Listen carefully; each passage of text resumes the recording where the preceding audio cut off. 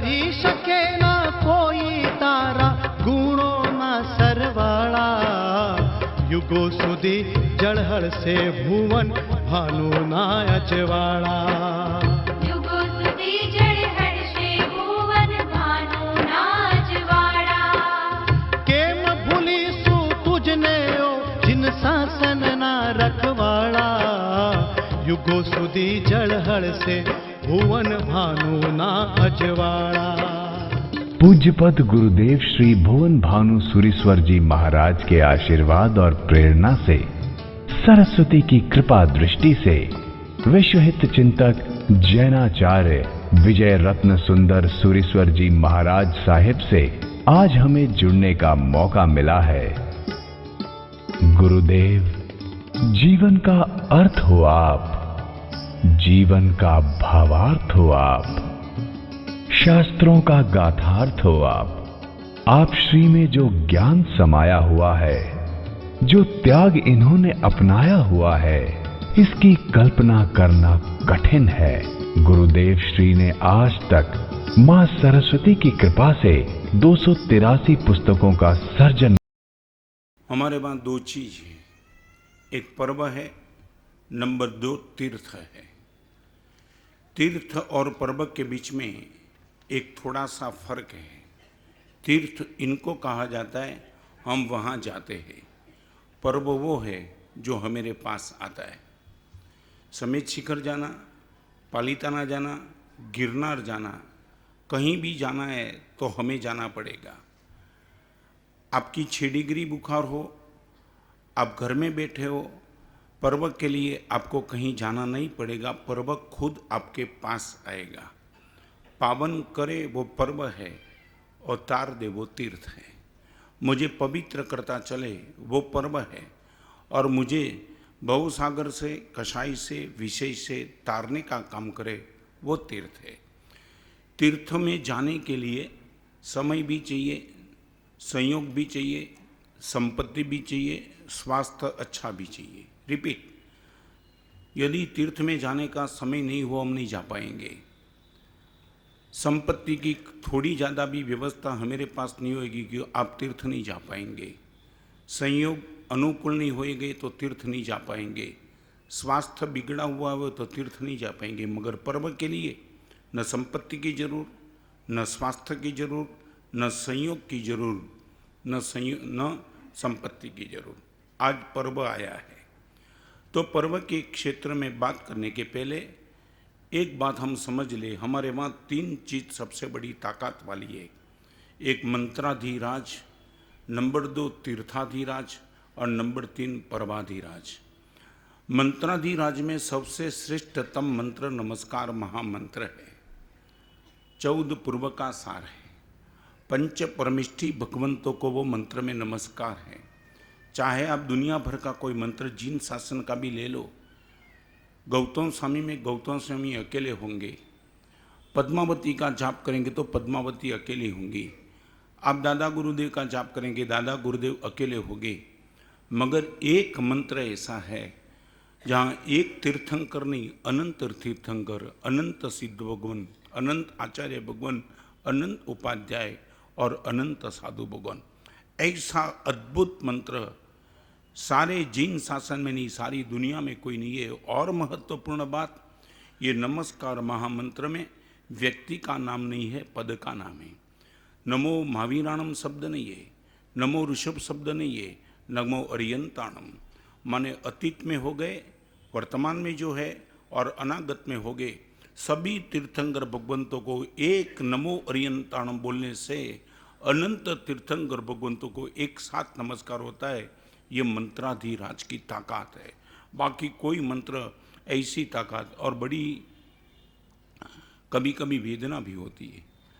कई लोग हमारे पास जो आते हैं उनकी चाहे कोई भी तकलीफ हो, जय कुमार जी वो मांगते हैं कि गुरुदेव कुछ मंत्र दे दो, हमारा सब इतनी दुविधा में, इतनी तकलीफ में हूँ, धर्म में मन नहीं लगता है, कहीं चैन नहीं, बेचैन बेचैन हो, कोई मंत्र दे दो। और यदि हम इनको बोलते कि एक काम कर, नमस्कार महामंत्र गिन, सच बताओ वो क्या बोलता है, हमारा से वो तो गिनता हूँ, कोई दूसरा दे दो। आप समझे नहीं उनके कहने का भाव। माने नमस्कार महामंत्र तो मैं गिनता हूँ, दूसरा दे दो, दैट मीन्स नमस्कार महामंत्र उनको ऑर्डिनरी मानता है और दूसरे मंत्र को टॉप मानता है।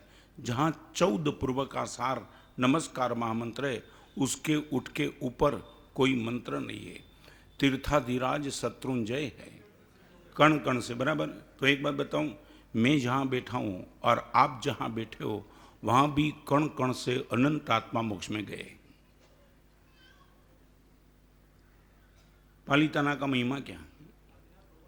आदिनाथ भगवान तो अभी शाश्वत तीर्थ है, तो आदिनाथ भगवान तो ये असौरपिणी के, मगर ये तो शाश्वत तीर्थ है। इतनी ताकत पालिताना की क्यों? आपके घर में से भी अनंत आत्मा मोक्ष में गए। ये दादाबाड़ी की प्रीमाइसिस की बात नहीं करता हूँ। 45 लाख योजन के क्षेत्र में से प्रत्येक कण कण में अनंत आत्मा मोक्ष में गए। फिर इस क्षेत्र का इतना महिमा नहीं है जितना महिमा पालिताना का है। For what? हाँ, मैं तो बताऊंगा ना, तुम तो ऐसे विद्यार्थी हो कि आखिर मास्टर को ही आना पड़ता है बीच में। मगर आपकी नहीं, ये समझना चाहिए। हम ऊपर ऊपर से सुन लेने के बाद एक बात बताऊं, श्रद्धा का विरोध नहीं है, मगर जहां तक आपकी बुद्धि तर्क कर सके वहां तक तर्क करने की जिन शासन में छूट है। हरिभद्र सिंह का विधान है, सूक्ष्म बुद्धिया धर्मो ग्राह्य। धर्म यदि पकड़ना है तो स्थूल बुद्धि से धर्म को मत पकड़ो, सूक्ष्म बुद्धि से पकड़ो। शार्प चलो अंदर। दिक्कत क्या है? मेरी श्रद्धा बिल्कुल बराबर है, मगर गुरुदेव रायपुर से भी यदि कण कण में अनंत आत्मा मोक्ष में गए, मैं जहाँ बैठा हूँ, तो फिर पालिताना जाने की जरूर क्या है? 1000-2000 किलोमीटर में जाऊँगा, समय खर्च करूँगा, संपत्ति का खर्च करूँगा, परिवार को छोड़ के चले जाऊँगा। यदि यहाँ से भी अनंत आत्मा मोक्ष में गए तो मुझे यहाँ साधना करने में दिक्कत क्या है? वो पालिताना में ही जाकर के साधना करूँ तो ही मेरा काम हो। वाई? ये प्रश्न आपको पूछना चाहिए ना, मैं आपको पूछना चाहता हूँ। रिपीट करूँ, सच बोलो, आपके घर बैठे करोड़ों रुपए की इनकम होती तो आप बाजार में नहीं जाते। रिपीट, आपको मालूम है कि जो बाजार में जाकर के मैं कमानी कर सकता हूँ वही कमानी यदि मेरे घर पे होती तो भी बाजार में जाने की जरूरत क्या? 2000 किलोमीटर ऑर्डर लेने की जरूरत क्या? यदि वही काम आज के ज़माने में, मैं अभी कल बात करता था, आज भी किसी से बात की, अभी एक ज़माना ऐसा आया है, एक समय ऐसा था कि आदमी बोलता था भगवान तेरे शरण में जाता हूँ। अभी आदमी ऐसा बोलता है भगवान मशीन के शरण में जाता हूँ। मशीन समझे नहीं तुम? हाँ, अभी बिजनेस भी करीबन फोन से नहीं होता है क्या? 90% बिजनेस तुम्हारा मशीन से हो गया। आदमी को मिलने का करीबन कम होते चला। अकेले बिजनेस की बात नहीं, करीबन हर चीज मशीन टॉप पे आया है। तो मैं आपको पूछना चाहता हूँ, यदि कलकत्ता जाने के बाद ऑर्डर मिलता है, यदि आपको लगता है कि मोबाइल से ऑर्डर मिलता है तो भी कलकत्ता जाते नहीं हो, तो रायपुर से ही यदि साधना करते करते मोक्ष हो सकता है तो पालिताना जाने की जरूर क्या है? मैं आज लंबा नहीं करूँगा, यू आर फेल।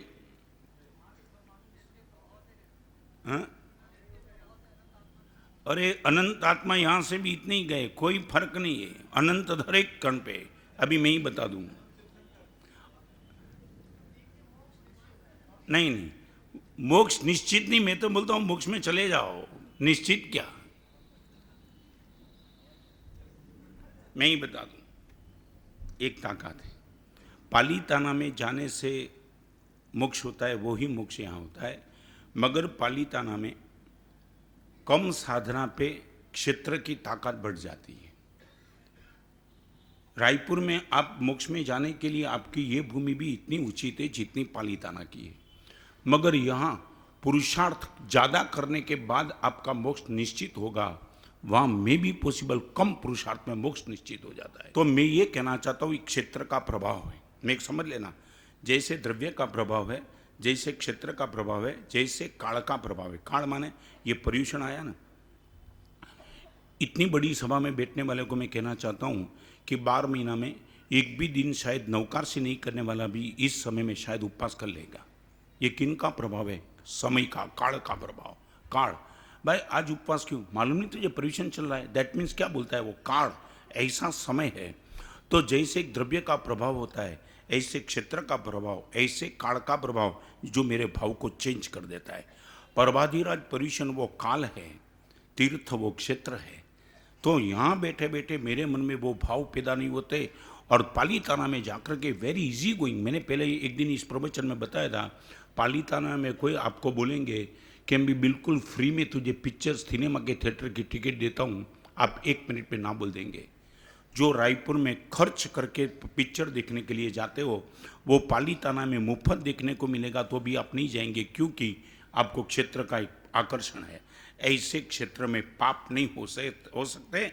ऐसे समय में आज पर्वाधिराज पर्यूषण में आपको कोई बोलेगा पहले दिन या संवत्सरी के दिन चल 5 स्टार होटल में पूरा का पूरा खर्च मैं देता हूँ, आप ना बोलेंगे इस दिन पे मैं नहीं आऊँगा। वाई समय। चलूँ आगे। तो तीर्थ का अर्थ है क्षेत्र रिलेटेड और पर्व का अर्थ है टाइम रिलेटेड। समझ गए। और अभी आगे जाना चाहता हूँ। पर्वाधिराज,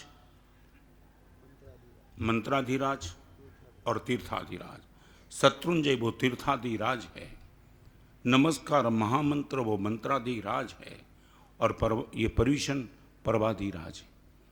परिउषण, परि माने इर्द गिर्द चारों ओर से आकर के एक ही जगह पे बैठना, इनका नाम है पर्यूषण। परि माने संस्कृत शब्द है, प्राकृत शब्द है, चारों ओर से आकर के एक ही जगह पे सब मिल जाएंगे, उनका नाम है पर्यूषण। ये संघ यहाँ एक साथ इकट्ठा हो जाएगा उस दिन, ऐसे दिनों में। तो ये पर्यूषण का महिमा क्या है? ये पर्वाधिराज के 5 कर्तव्य है। एक बात आपसे मैं कहना चाहता हूँ, इस यहाँ बैठने वाले सभी को और हम सबको पाप अकेले में भी हो जाएगा, मगर धर्म करने के लिए समूह की जरूर रहेगी। रिपीट, पाप हम अकेले भी कर पाएंगे, पाप के लिए कोई कंपनी की जरूर नहीं है। समझ गए मैं क्या कहना चाहता हूँ? 4 आदमी होंगे तो ही हम पिक्चर देखने के लिए आएंगे, जरूर नहीं अकेले भी चले जाएंगे। 10 आदमी साथ में होंगे तो ही टीवी देखेंगे, ऐसी बात नहीं है, हम अकेले भी टीवी देख पाएंगे। होटल में जाने के लिए जरूर नहीं कि 10 लोग की जरूर हो, हम अकेले भी चले जा सकते हैं। ये हमारी मानसिकता। पाप अकेले भी हो जाएगा, मगर धर्म समूह के बिना हम अकेले अपने उत्साह से करेंगे, बहुत कम संभावना है। बराबर है? क्यों? जानना चाहता हूँ क्यों? पाप अकेले भी हो सकता है, धर्म समूह के बीच में ही करीबन होता है। हम अकेले हाइट पे पहुंच गए, उनकी बात नहीं करना चाहता हूँ। जो बरसों से धर्म करते करते एकदम ऊपर उठ गया, इनकी बात नहीं करना चाहता हूँ। मगर मास के लिए बात करूँ, मास और क्लास दो बीच में फर्क है। मास वो होता है कि यदि समूह नहीं मिलता है तो वो धर्म नहीं कर पाएगा, धर्म करेगा भी तो भी उत्साह नहीं आएगा। मैं बताऊं, कार्तिक पूनम के दिन तुम पालीताना जाओ और कार्तिक वध पांचम के दिन पालीताना जाओ, भाव में कोई फर्क आता है? आता है? सच बोलो क्यों? वही आप, वही पालीताना, वही चढ़ा, वही आदेश्वर भगवान, वही सब कुछ। फर्क कहाँ पड़ता है? वही पालीताना होता है। कार्तिक पूनम के दिन आपके मन में जो भाव की एक बाढ़ आती है, वो बाढ़ कार्तिक वध पांचम के दिन नहीं आती है। क्यों? मास नहीं रहता है। तीर्थ वही है, परमात्मा वही है, आप भी वही हो। यहाँ से रायपुर गए तब भी वही थे, मगर मैं भी। और कमाल की बात तो ये है, कार्तिक वध पांचम के दिन ऋषभदेव भगवान के दर्शन करने के लिए आपको 1 घंटा आसानी से मिलता है, फिर भी वो भाव पैदा नहीं होता है। जहाँ कार्तिक सुद पूनम को 5 मिनट मिलता है तो भी भाव पैदा होता है। समझे मैं क्या कहना चाहता हूँ? ओनली 5 मिनट्स टू पूनम और 1 घंटा कार्तिक वध पांचम। आप अकेले हो और भगवान अकेले हो, मगर अंदर कोई झंकृत नहीं होता है। और कार्तिक सुद पूनम को गए 5 मिनट के लिए भी दर्शन मिले, आपको लगेगा मजा आ गई, मजा। लोगों को आप बोलेंगे यार 5 मिनट परमात्मा के सामने खड़ा रहा। और आगे की बात बताओ, फागुन सुद तेरस 50 सेकंड नहीं मिलती उस टाइम। 70,000 80,000 की पब्लिक और तुम चले जाओ, बस भागते ही चलो, भागते ही चलो, मगर एक आधा सेकंड भी दर्शन हो गया तो वो बोलेगा मजा आ गई। तो क्या हुआ है? फागुन सुद तेरस में वो ही भगवान मिलते जो कार्तिक वध पांचम में मिलती है। और मगर समय की रेंज पकड़ो, वहाँ घंटा है, वहाँ 60 सेकंड है, फिर भी 60 सेकंड का जो आनंद आता है वो परमात्मा का ही आनंद नहीं है, मगर ये चतुर्भुज संघ का दर्शन वो भी है, ताकत वाली चीज़ है। इसलिए मैं कहना चाहता हूँ कि धर्म यदि करना है तो समूह को पकड़ लेना। जिसको भी धर्म करने का निश्चित तौर से मन है, मैं अकेला कर लूँगा, वो भरोसे पर मत रहना। जहाँ भी समूह दाखिल हो जाए वहाँ धर्म करने का प्रयास कर लेना। पाप अकेले कर पाएंगे। मैं बताऊं, पूना में मुझे एक लड़का मिलने के लिए आया था। महाराज साहब 6 महीने से आपको मिलने का प्रयास कर रहा हूँ मगर नहीं आ पाया। तुम्हारी तो कभी कभी क्या मानसिकता होती है मालूम है। मैंने पूछा नहीं क्यों आ पाया? बस महाराज साहब मैंने निर्णय किया था, हम सब मित्र ने, कि 5 मित्र है तो सबने बस किया था कि जब भी जाने को हो तो फ़ोन कर देना, हम सब निकल जाएंगे। महाराज साहब 6 महीने से मैं इनको फ़ोन करता हूँ, बोलता है ये काम है, उनको बोलता हूँ कभी ये काम है। महाराज साहब 6 महीने से बात बनी नहीं। मैं बोला देख, ऐसा निर्णय करना है कि 5 मित्र जब साथ में होंगे तब ही धर्म करेंगे। ऐसा कर दे कि 5 मित्र होंगे तभी होटल में जाएंगे, बाकी नहीं जाऊंगा। अकेला होटल में चला जाता है, अकेले पिक्चर देखने के लिए चला जाता है और गुरु भगवान के पास आने के लिए 5 के बाद 1000 संसार में लफड़ा लेकर के बैठा है, कहीं किसको काम। महाराज साहब सच, आपने सच बताया। मैं बोला धर्म करने का है तो अकेला निकल जाना और 4 लोगों को फ़ोन करना है तो तू कर देना, मैं जाता हूँ, आपको आना है तो आओ, बाकी मैं तो निकल गया।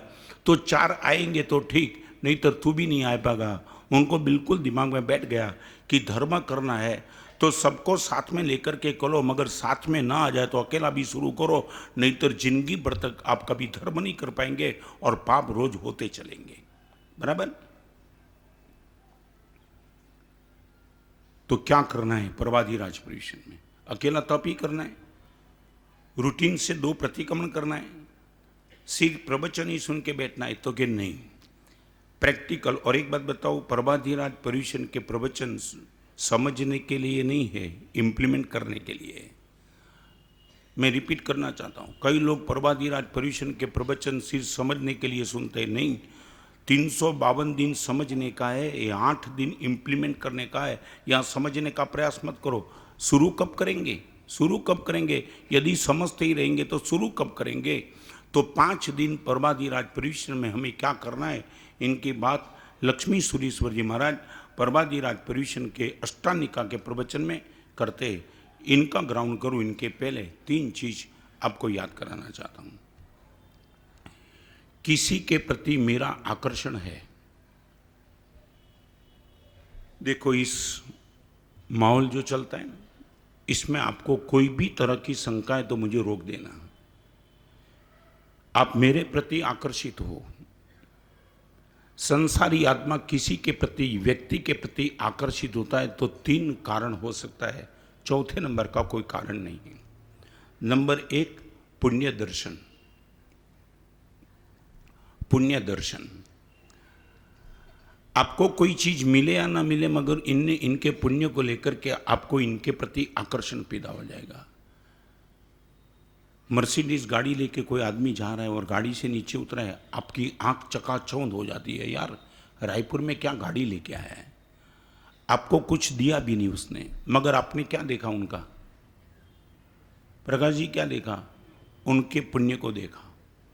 1 नंबर का व्यभिचारी भी हो सकता है, 1 नंबर का डाकू भी हो सकता है, मगर आपकी आंख चकाचौंध हो गई। इनका एक कारण था, आपको पुण्य का दर्शन हो गया।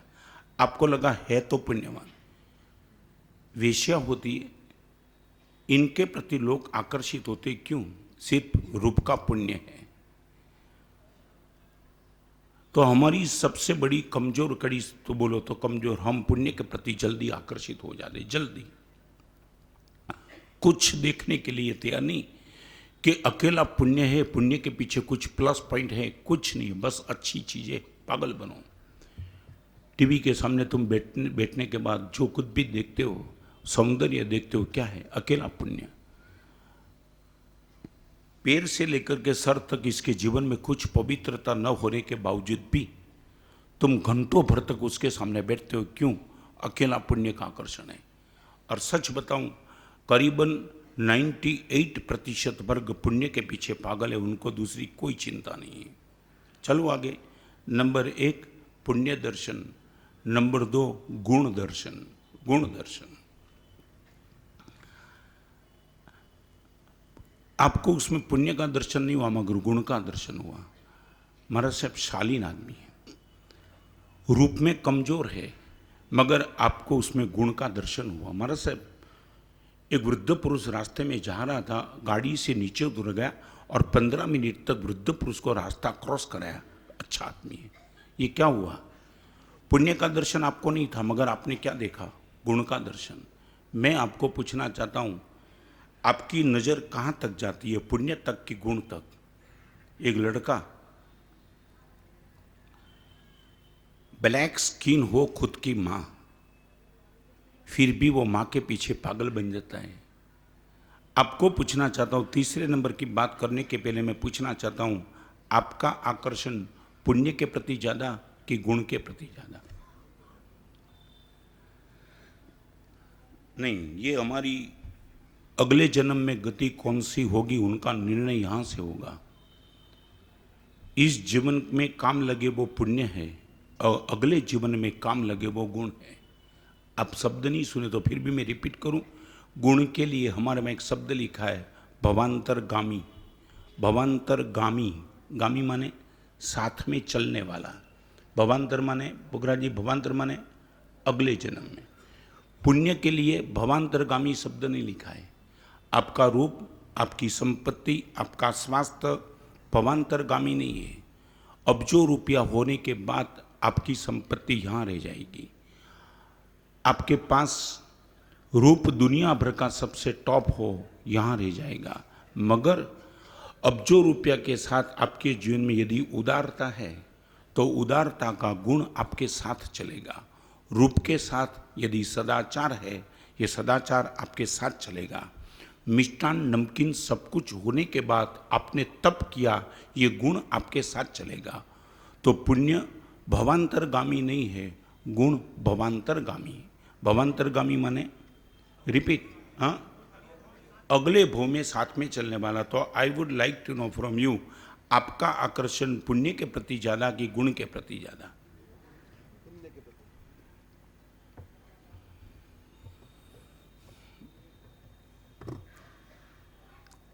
कंसेप्ट क्लियर करो।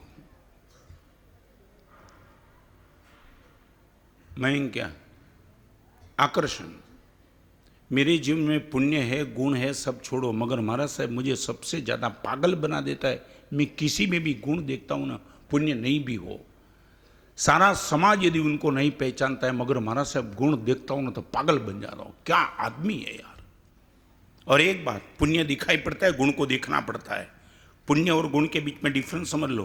पुण्य आपको दिखाई पड़ेगा, गुण को देखने के लिए जाना पड़ेगा। दिखाई नहीं पड़ेगा सीधे सीधा, सामने वाला क्या हाइट लेकर के बैठा है उसके लिए आपको ढूंढना पड़ेगा, वो सीधा दर्शन नहीं होगा।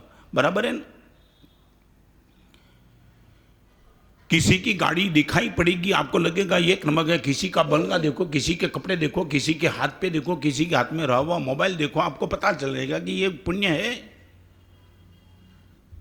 आपको पूछना चाहता हूं, इतने सालों के बाद भी हमें गुण का आकर्षण नहीं, और सच बताऊं, गुण का दर्शन न होने के हिसाब से तुम बहुत कुछ चूक गए, बहुत कुछ चूक गए। आपकी बिल्कुल बाजू में से कोई गुणवान गया, तुम पहचान नहीं पाए, पहचान नहीं पाए। कौन बोलेगा? अट्ठाई करने वाला सामने से गैजेटिंग करेगा कि मैं अट्ठाई कर रहा हूं।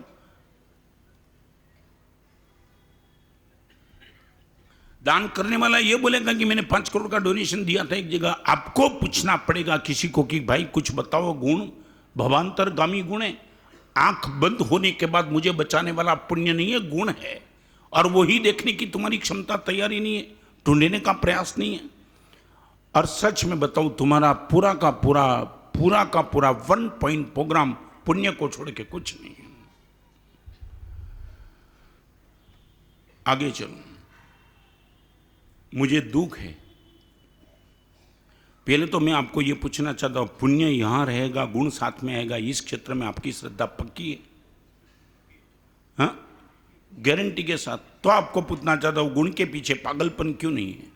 यदि आप हृदय से मांगते हो तो आपको गुण क्यों नहीं खींचता है?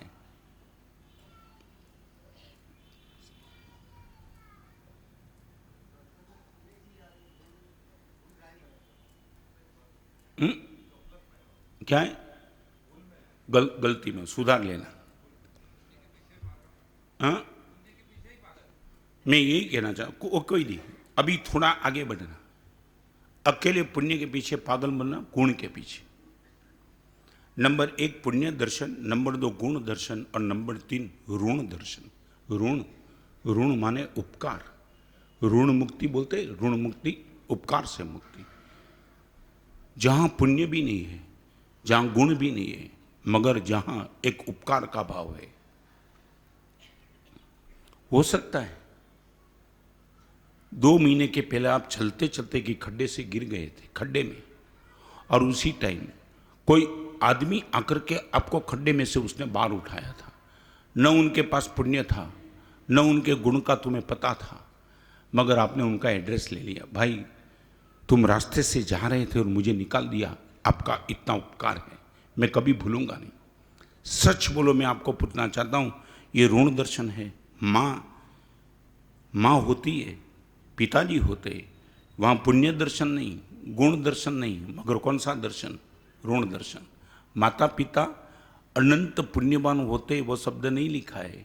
अनंत गुणवान होते, वो शब्द नहीं लिखा है। माता पिता अनंत उपकारी होते, वो शब्द लिखा है। समझ गए मैं क्या कहना चाहता हूँ? सच बोलो, अभी मैं पूछना चाहता हूँ, आपके पास पुण्य दर्शन भी न हो, आपके पास गुण दर्शन भी न हो, आपके पास ऋण दर्शन है क्या?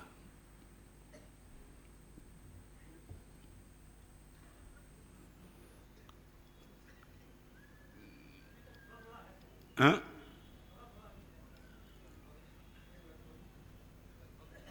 मैं जो एक बात समझ लो, थोड़ा थोड़ा तो हम सब में है। मैं ये नहीं कहना था, मैं जिस हाइट पे बात कर रहा हूँ उस हाइट पे महाराज साहब एक छोटा सा उपकार भी महाराज साहब मैं उनका भूला नहीं हूँ।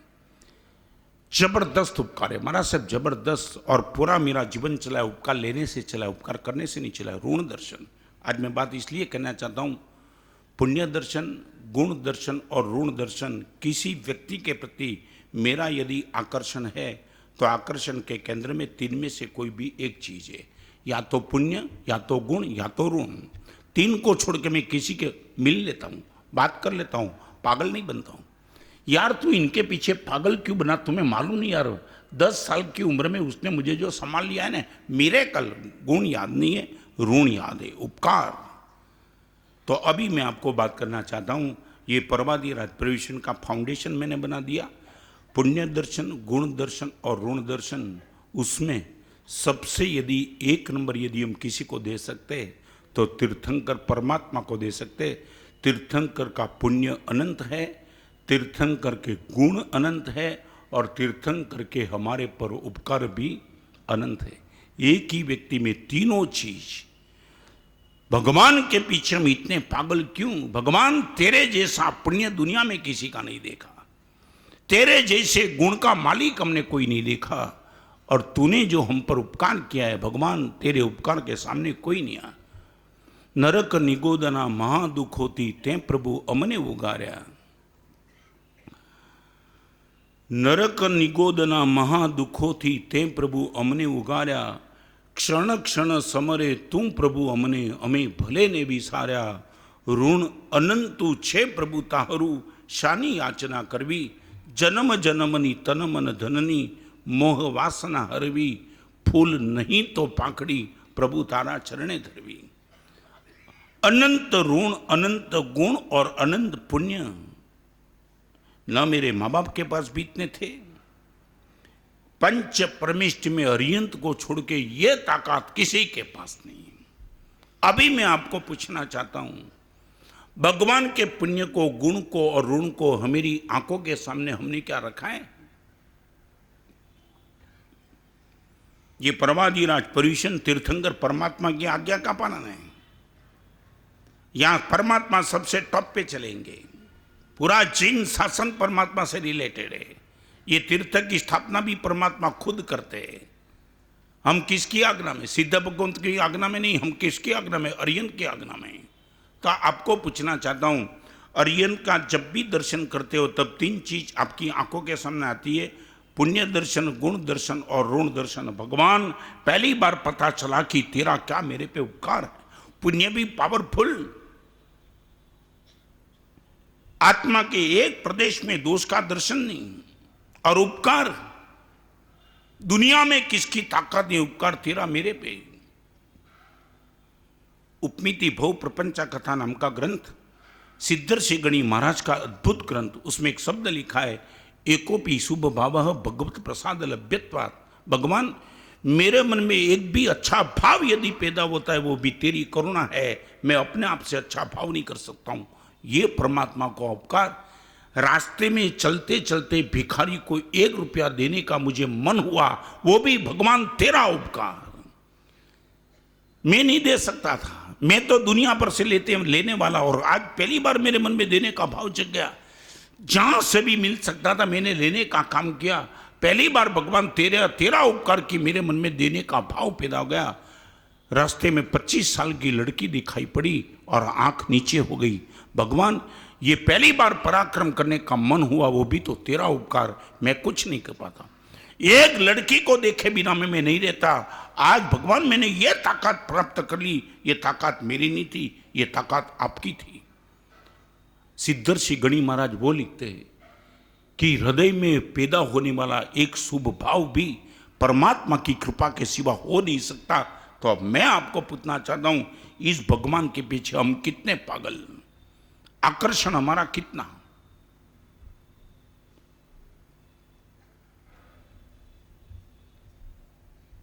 वही परमात्मा की भक्ति की बात आएगी इस पर्यूषण में। भगवान की माता को आने वाले 14 स्वप्न, भगवान महावीर का चरित्र, आदिनाथ, नेमनाथ, पार्श्वनाथ भगवान का चरित्र, ये सब कुछ 8 दिन में सब कुछ आएंगे।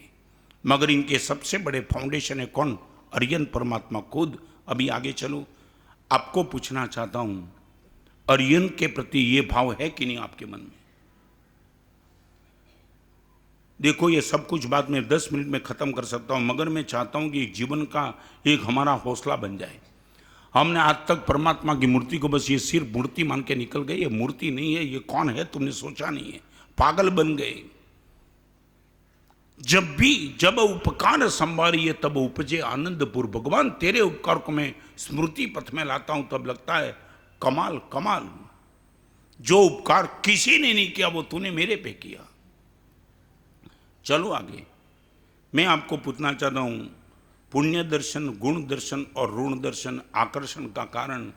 कहीं पुण्य मिलेगा तो कहीं गुण नहीं मिलेगा, कहीं गुण मिलेगा तो ऋण नहीं मिलेगा, मगर तीनों का एड्रेस यदि एक ही चाहिए तो अरियंत को छोड़ के कोई एड्रेस, एक एड्रेस आपको नहीं मिले। और एक बात समझ लो, आज का युग संवेदन विरोधी युग है।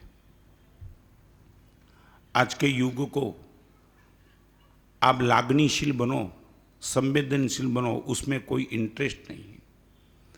लोग ये कहते हैं कि कठोर बन, मार खा जाएगा बहुत बुद्धि से, छोड़ करके हृदय से जिएगा। तो आज के युग की डिमांड है। और मैं आपको क्या बताऊं, तुम्हारी दुनिया बुद्धि के बिना चलती नहीं, और इस जगत में हृदय के बिना आपका प्रवेश नहीं, प्रवेश ही नहीं। ऋषभ जिनीश्वर प्रीतम मारो, वो हृदय की बात है, वो बुद्धि की बात नहीं है, बुद्धि की बात नहीं। आपको यही कहना पड़ेगा और रिपीट करना चाहता हूं, जिनके पास भी हृदय की धड़कन है मगर हृदय की संवेदनशीलता नहीं है, वो 8-8 दिन तक प्रवचन में सुनेगा, बैठेगा, सब कुछ करेगा, मगर इनका अभ्यंतर स्तर से प्रवेश जो होना चाहिए वो प्रवेश नहीं हो पाएगा। वो बोलेगा, महाराज साहब कुछ बुद्धि काम नहीं करती है, इतना उपकार के बोझ के नीचे बैठा हूँ, कुछ बुद्धि महाराज साहब दौड़ाना भी नहीं चाहता हूँ, बस पागल बन जाता हूँ। चलो आगे, ये पर्वाधिराज पर्यूषण के 5 कर्तव्य लिखे। इस सभा में बैठने वाले को समूह में हो तो समूह में, यदि न हो तो इंडिविजुअल भी ये 5 कर्तव्य का पालन करना है। वो 5 कर्तव्य की बात नाम से पहले बता दूं, हमारी प्रवर्तन, साधर्मिक भक्ति, अठम का तप, परस्पर क्षमापना और चैत्य परिपाटी। रिपीट, नंबर 1 हमारी प्रवर्तन, नंबर 2 साधर्मिक भक्ति, नंबर 3 अठम का तप, नंबर 4 चैत्य परिपाटी, नंबर 5 परस्पर क्षमापना।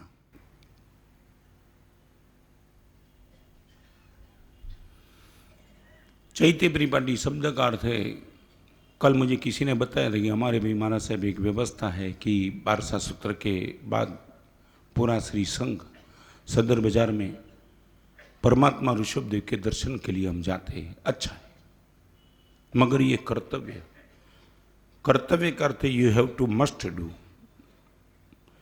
केंद्र में परमात्मा है। मैं आपको बताना चाहता हूं, एक लड़की की शादी होने वाली थी। ऐसे गांव में उनकी शादी तय हुई। पिताजी ने शादी तय की, लड़की ने कोई डिमांड नहीं की। पिताजी के पास पर्याप्त संपत्ति थी। हाफ मैरिज हो गया, शादी तय हुई और लड़की को पिताजी ने खुद ने पूछा, इस घर से जिंदगी भर के लिए तू जा रही है तेरे ससुराल, मेरे से तेरी क्या उम्मीद है? मैं दिल खोल के तुझे पूछा हूं, तेरा बाप मेरे से तू क्या चाहती है? और लड़की ने बोल दिया, क्या संस्कार लेकर के लड़की आई होगी और लड़की ने पिताजी ने क्या संस्कार दिए होंगे। और लड़की ने पिताजी को इतना कहा, पिताजी आप जिस जगह पे मेरी शादी की है, शादी तो अब होने वाली है, मैं जा रही हूँ, मगर आपसे एक चीज की डिमांड करती हूँ। पर्याप्त संपत्ति परमात्मा ने आपको दी है और आपका मेरे पर प्यार भी इतना है, मैं आपसे जो भी मांगू वो देने के लिए आप तैयार हो, इसलिए तो मुझे पूछ रहे हो कि तू मुझसे क्या चाहती है। पिताजी एक काम करो, जिस गांव में मैं शादी करके जा रही हूँ उसी गांव में एक शिखरबंदी मंदिर आप बना दो, उसको छोड़ के मुझे कुछ नहीं चाहिए। एक बाप के पास लाखों रुपया होने के बावजूद वो लड़की पिताजी के पास पैसे की डिमांड नहीं करती है। पिताजी एक शिखरबंदी मंदिर बना दो, मेरे लिए बना दो, हजारों लोगों को परमात्मा का दर्शन होगा। तुम दर्शन थी समकित प्रगटे निज गुण रिद्धि अपार, स्वामी मोरा तुम दर्शन सुखकार। भगवान के दर्शन से सम्यक दर्शन की प्राप्ति होगी। पिताजी आपकी संपत्ति काम पे लग जाएगी और ऐसे शिखरबंदी मंदिर, रोज तक शिखरबंदी मंदिर बना दो, हजारों लोग दर्शन करके आवे और अपने सम्यक दर्शनों को निर्मल करे।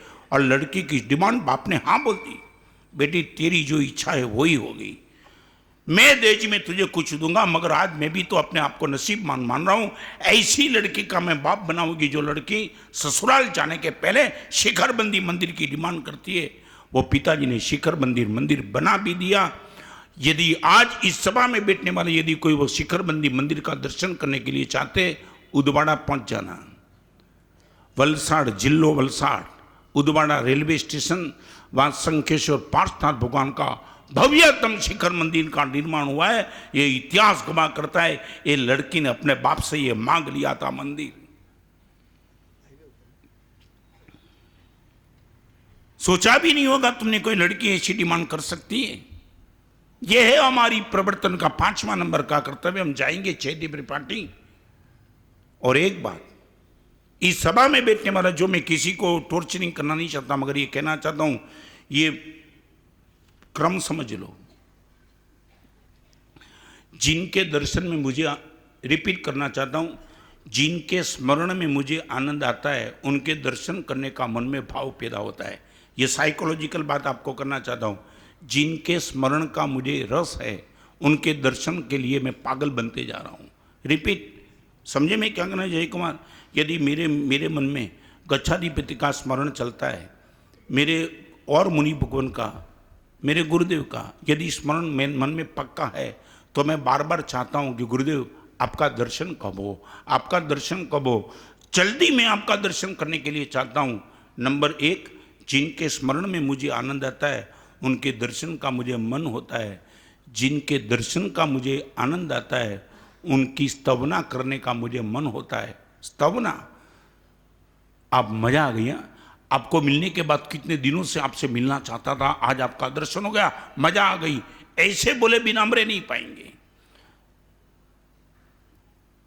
ये क्रम समझ लो। स्मरण में आनंद तो दर्शन में निश्चित आनंद, दर्शन में आनंद तो स्तवन में आनंद। और जिनके स्तवन में मैं पागल बनता हूं, इनके स्पर्शन में और आनंद मुझे। स्पर्श, चौथे नंबर की स्टेप। नंबर 1 स्मरण, नंबर 2 दर्शन, नंबर 3 स्तवन और नंबर 4 स्पर्शन। ये जिननी पूजा बिना रे जन्म गुमावे फोक सलूना, धन धन श्री अरियंत नेरे जेने ओळखाव्यो लोक सनोना। भगवान आपकी पूजा किए बिना मैं रह नहीं सकता हूं, पूजा करो मैं नहीं कहना चाहता हूं। आप ये बोलेंगे महाराज साहब स्तमन करता हूं जिनकी, मैं जब भी गुरुदेव को मिला, जब भी रोज 2 टाइम मिलने का होता था, मगर दूर गुरुदेव गए थे, वहां दक्षिण में गए थे, कलकत्ता और कोयम्बतूर दोनों जगह पे, और जब वापिस आए ना तब आंख तलस रही थी और दूर से गुरु भगवान देखे और आंख में से आंसू की धार बही और नजदीक आए तो चिपक कर ना स्पर्श था। एक शिष्य गुरु के स्पर्श पागल बन जाता है। आप यह बोलते हो कि महाराज साहब परमात्मा को मैं दर्शन करता हूं मगर पूजा नहीं करता हूं। आप पूजा करो ना करो आपकी मर्जी की बात, मगर जो आदमी ये कहता है कि मैं भगवान का दर्शन करता हूं पूजा नहीं करता हूं, वो सिर्फ इतना ही कहता है दर्शन का आनंद नहीं है, नहीं तो स्पर्श किए बिना रह ही नहीं सकता। Not possible at all. भगवान की पूजा महाराज साहब मैं करूं ऐसी नहीं, कोई उपदेश नहीं। तुम्हारा संसार का अनुभव है, जहां दर्शन में आनंद, स्मरण में आनंद, वहां स्पर्श के लिए तुम पागल बन के ही रहेंगे। किसको हम भ्रमित करते हैं। महाराज साहब दर्शन कर लेता हूं, मैं मजाक नहीं कर रहा हूं, मगर तुम बस इतने खोखले हो तो तुम्हारी यही मानसिकता है। 2 मिनट के लिए दर्शन करके परमात्मा से निकल जाते ही। इस हाथ 24 घंटे में कितनी अपवित्र जगह पे टच करता है, उनको पूरे दिन में एक बार परमात्मा की मूर्ति का स्पर्श मिलता है और आदमी बोलता है मैं सिर्फ दर्शन करता हूं पूजा नहीं करता हूं। तेरी मर्जी की बात, कोई फोर्स नहीं है। मगर पूजा किए बिना हम रह पाएंगे? मेरे गुरुदेव मुझे मिलेंगे, मैं स्पर्श किए बिना रह पाऊंगा? Not possible at all. मुझे लगेगा इतनी बड़ी सजा मुझे हो गई। जिस दिन गुरु शिष्य को बोले मुझे टच मत करना, शिष्य बोलेगा गुरुदेव जिंदगी खत्म हो गई मेरी। आप ये बोलो कि गुरुदेव गोचरी किए बिना मैं रह सकता हूं, मगर आपके शरीर को टच किए बिना मैं रह सकता हूं।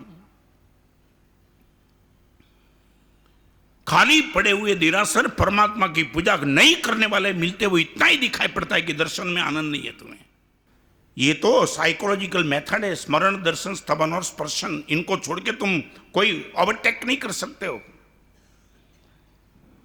पिताजी के चरण में झुकना था, बाप का हाथ सर पे पड़ता था, वो स्पर्श था। स्पर्श सुबह सुबह बेटा बाप के चरण में, और बाप ऐसा नहीं करता था, वो लड़का खुद बोलता था यदि कुलीन होता तो पिताजी हाथ रखो सर पे, हाथ आपके स्पर्श को मैं चाहता हूं। इस सभा में बैठने वाले जो भी ये मेंटालिटी लेकर के बैठे कि गुरुदेव में सिर्फ दर्शन, कभी मैं पूछता भी हूं, पूछने का भी बंद किया। इतना बुद्धि का व्यभिचार चल रहा है कि कभी कभी मेरे पास आने वाले को हृदय से पूछने का भी मन नहीं होता कि दोस्त पूजा करता है क्या। मैंने बता दिया मेरे घर में कानून था दीक्षा लेने के पहले, पूजा नहीं होगी भोजन नहीं मिलेगा। भाभी को पिताजी ने बता दिया था कि जिस दिन ये पूजा नहीं करे उसको भोजन मत देना। आज पता चलता है कि पिताजी ने ये कानून बना के कितना मेरे पे अनंत उपकार किया था। स्पर्श तो कर रहा है 2 ही मिनट के लिए, मगर करके आओ। स्नान तो करते ही हो, स्नान करने के बाद पूजा के कपड़े पहने। यहां रायपुर छत्तीसगढ़ की और महाराष्ट्र की बात छोड़ो, बंबई में तुम चले जाओ। बंबई में किसी भी बिल्डिंग को बिल्डिंग बेचने के लिए पेपर में ऐड देता है तो सबसे पहले ये लिखता है कि जैन मंदिर बाजू में। समझे मैं क्या कहना चाहता हूं? भले वो बिजनेस के लिए देता होगा, मगर इनको बिल्कुल पक्का पता है कि जैन मंदिर बाजू में बोलो उसी टाइम ब्लॉक का बुकिंग गारंटी के साथ हो जाएगा। लोगों के मन में एक भाव, प्रभु का मंदिर तो होना ही चाहिए। और बंबई की एक श्रीमंताई अमीरी देखो, शायद बंबई के कोई मंदिर तुमको सुबह में खाली दिखाई पड़ेंगे, हाउसफुल, लाइन लगी। माने छोटे छोटे लड़के भी मंदिर में एक एक परमात्मा को लेकर के अष्ट प्रकार की पूजा करके बैठ जाते हैं। ये ताकत स्पर्श की ताकत। तुम पूजा करो ना करो तुम्हारी मर्जी की बात, तुम्हें पुण्य होगा तो तुम्हें ये लाभ मिलेगा, मगर अंदर बिल्कुल खोखला हो चुका है इसलिए तुम मुझे कहते हो। और मैं कई लोगों को बोलता हूँ यार इतना क्यों सीधा बोलने, महाराज साहब दर्शन में भी आनंद नहीं है इसलिए पूजा नहीं करता हूँ, समय नहीं है। और इस सभा में बैठने वालों को कहना चाहता हूँ, जब भी तुम ये बोलोगे महाराज साहब I have no time, Kamal Chand ji में सीधा कहूँगा, सीधा बोल दो I have no interest. Where there is the no interest there is no time. में जो भी मंदिर बने सब इंडिविजुअल बने, करीबन राणकपुर का इंडिविजुअल, आबू दिलवाड़ा का इंडिविजुअल, विमल मंत्री का इंडिविजुअल, पाटण में वनराज चावड़ा का इंडिविजुअल, पालीताना में कुमारपाल महाराजा का इंडिविजुअल, मोतीसा सेठ की टूक इंडिविजुअल, भाईखाला में इंडिविजुअल।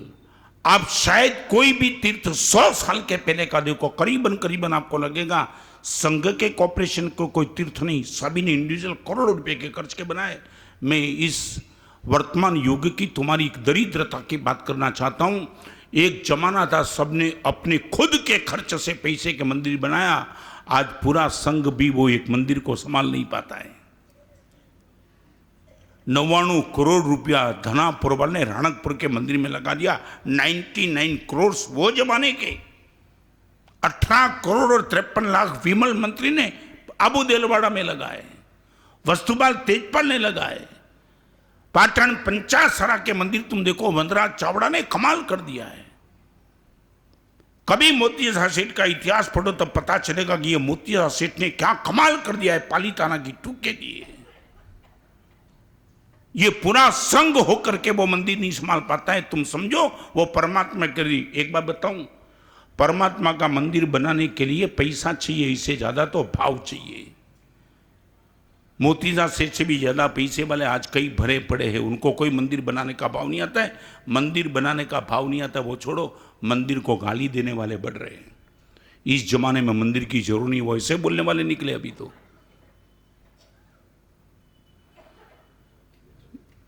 चलो आगे। मैं चाहता हूं कि छत्तीसगढ़ वो महाराष्ट्र का रिकॉर्ड तोड़ के आगे बढ़े।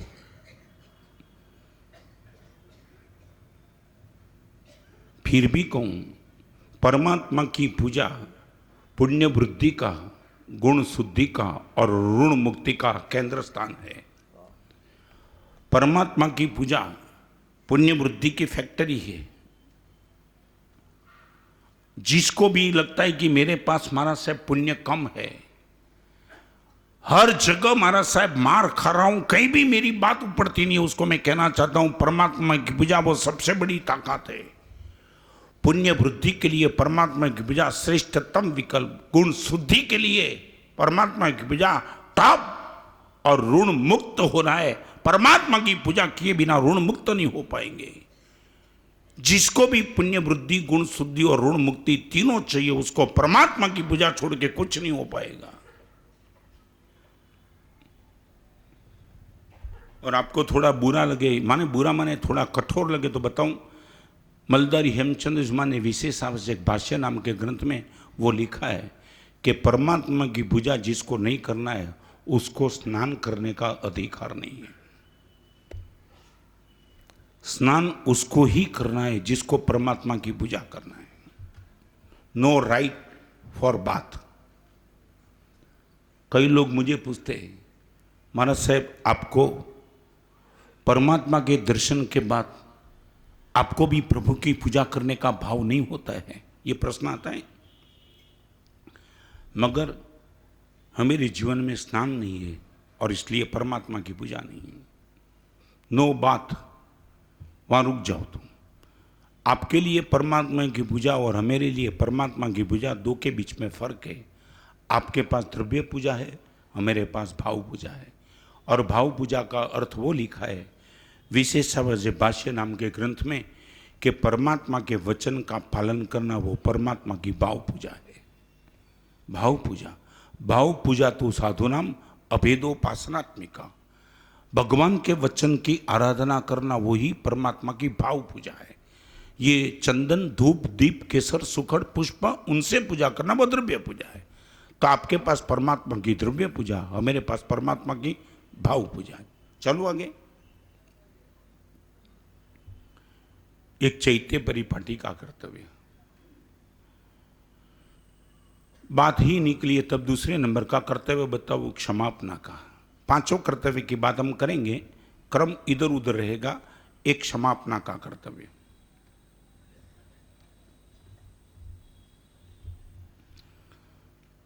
एक छोटा सा प्रश्न आपको पूछो। एक रुमाल ले लो आप, रुमाल में गांठ लगाओ 25, और बिना गांठ का एक रुमाल ले लो।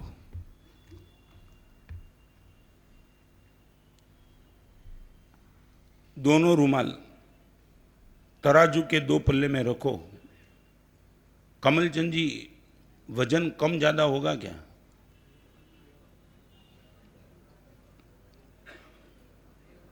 एक रुमाल में 50 गांठ और एक रुमाल बिना गांठ का, दोनों को तराजू के दो पल्ले में रखो, वजन कम ज्यादा होगा कि नहीं होगा?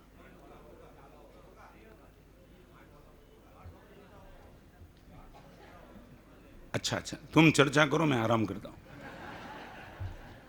नहीं, ये रायपुर वाले बहुत उदार है कि गुरुदेव आपको भी थोड़ा विराम देंगे हम। लंबाई चौड़ाई की मैं जो बोलता हूं उनका जवाब चाहिए। वजन कम होगा कि नहीं होगा?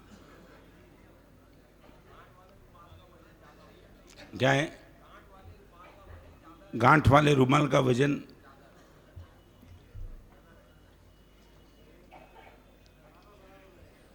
क्या? नहीं समझा। मैं ये कहता हूं वजन कम ज्यादा होगा? नहीं होगा। क्यों? गांठ रुमाल से ही पैदा हुई है।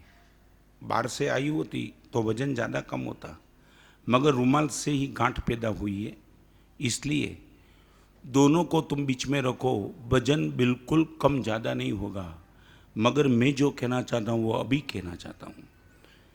वही गांठ वाले रुमाल और बिना गांठ के रुमाल को लेकर के कोई आदमी आपको स्वर्ण मुद्रा दे रहा है, और यदि आपको बोले कि तेरा रुमाल फैला दे मेरे सामने, और बिना गांठ का रुमाल ले लेंगे, तो देने वाला जो भी स्वर्ण मुद्रा देगा वो हर स्वर्ण मुद्रा बिना गांठ के रुमाल में टिक भी जाएगी, आप घर पे भी ले जा पाएंगे और अमीर भी बन पाएंगे।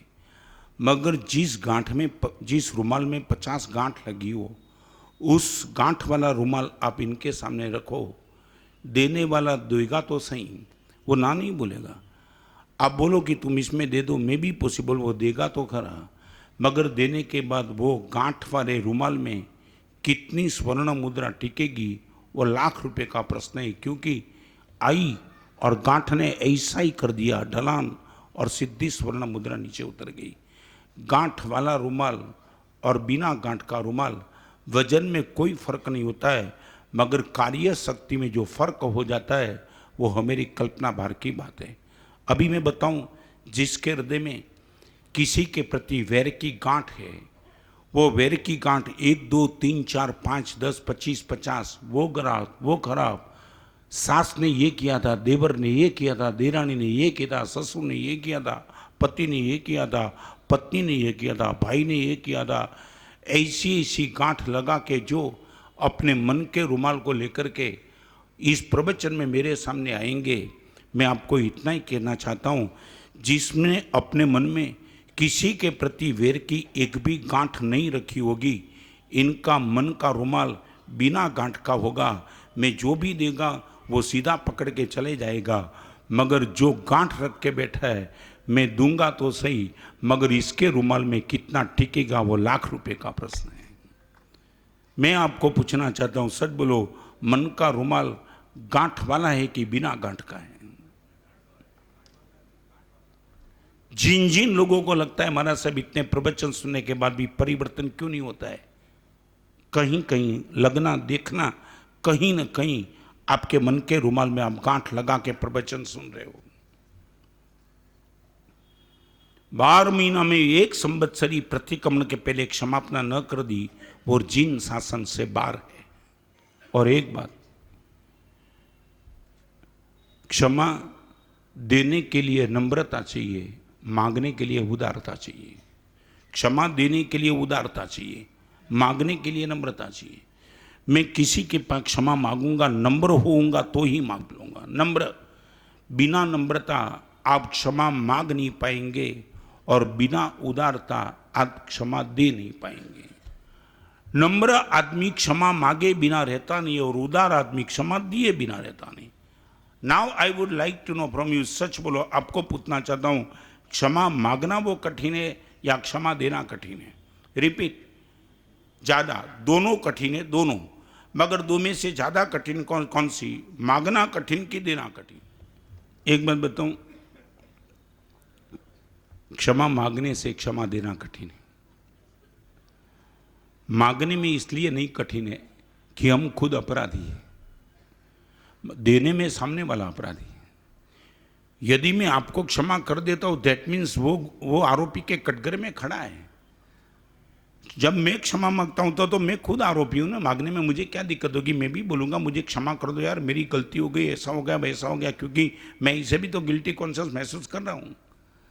तो क्षमा मांगने में इतनी कठिनाई नहीं होगी क्योंकि मैं खुद अपराधी हूं। मगर क्षमा देने की बात आएगी, सामने वाला अपराधी है और इनकी 1000 तरीके की गलती मेरी आंखों के सामने आती है, फिर भी मैं बोलता हूं दोस्त तू क्षमा मांग लेता है, जा मैंने माफ कर दिया। Too much difficult. मगर ये परमाधिराज के कर्तव्य में सिर्फ खामे में सब्व जीवे इतना ही नहीं लिखा है, सव्वे जीवा ये दूसरा भी लिखा है। सभी जीवों से मैं क्षमापना करूंगा वो ही नहीं लिखा है, सभी जीवों मुझे भी क्षमापना कर दो। माने मैं ही क्षमा मांगूंगा नहीं, मैं क्षमा दे भी दूंगा महाराज। चाहे मेरा कितना भी भयंकर कोटि का अपराध सामने वाला ने किया है, मगर तहे दिल से महाराज साहब वो क्षमा मांग लेता है, मैं दे दूंगा। इस सभा में बैठने वालों को कहना चाहता हूं, इसी सब्जेक्ट को लेकर के 1-2 ही मिनट में बताऊं। किसी भी संस्था में अपने जीवन में काम अच्छे कार्य में करता हूं, इनके पीछे 2 विकल्प हो सकता है, एक यश के लिए और दूसरा रस के लिए। रिपीट, एक यश और दूसरा रस। रस माने आनंद। 2 बात आज मैं आपके सामने प्रवचन दे रहा हूं, उनके पीछे भी 2 राज हो सकते हैं। यश, प्रवचन के बाद मेरे पास आओ, मेरे प्रवचन की तारीफ करो, क्या प्रवचन मारा साहब, ये रस, ये यश।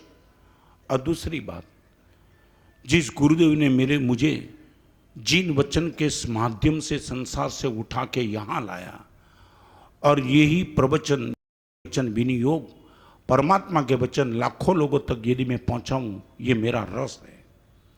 रस और यश। आप मेरे प्रवचन की तारीफ करो भी न करो तो भी मुझे आनंद आनंद आनंद ही आता है। कब? सुबह 9 बजे। और ये परमात्मा के वचन को लाखों लोगों तक मैं पहुंचाऊं, दिस इज माय इंटरेस्ट। तो मैं आपको पूछना चाहता हूं, आपने यदि किसी संस्था में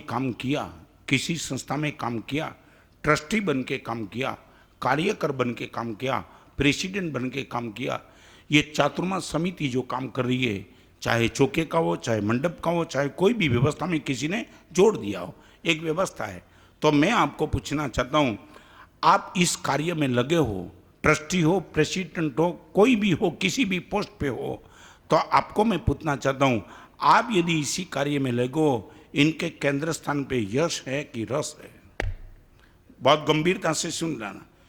आपका यदि रस होगा तो आपके कार्य की कोई तारीफ करे न करे, सत्कार समारंभ करे न करे, हार पहनावे न पहनावे, आपका नाम ले न ले, आपकी उपेक्षा करे, आप बोलेंगे मैंने यश के लिए कुछ नहीं किया, मेरा इंटरेस्ट इतना जबरदस्त था और इसलिए मैंने संघ की सेवा की। बहुमान करो न करो, याद रखो न रखो, आपकी मर्जी की बात, मगर मैं मस्त हूँ।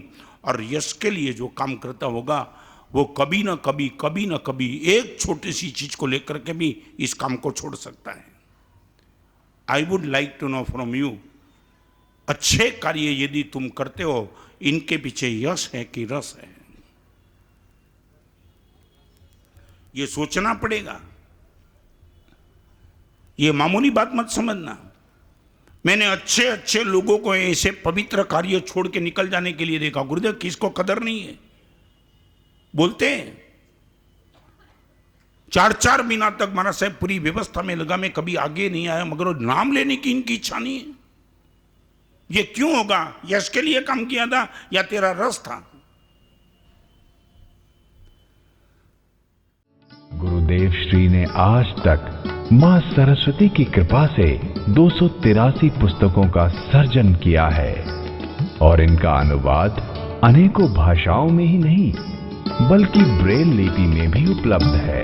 आचार्य श्री की पुस्तकों को पढ़कर अनेकों ने आर्ट ऑफ हैप्पीनेस की परिभाषा को सही अर्थ में सीख लिया है। वाणी आपकी अमृत धारा, ज्ञान की वसुंधरा, भीगा उसमें जग ये सारा।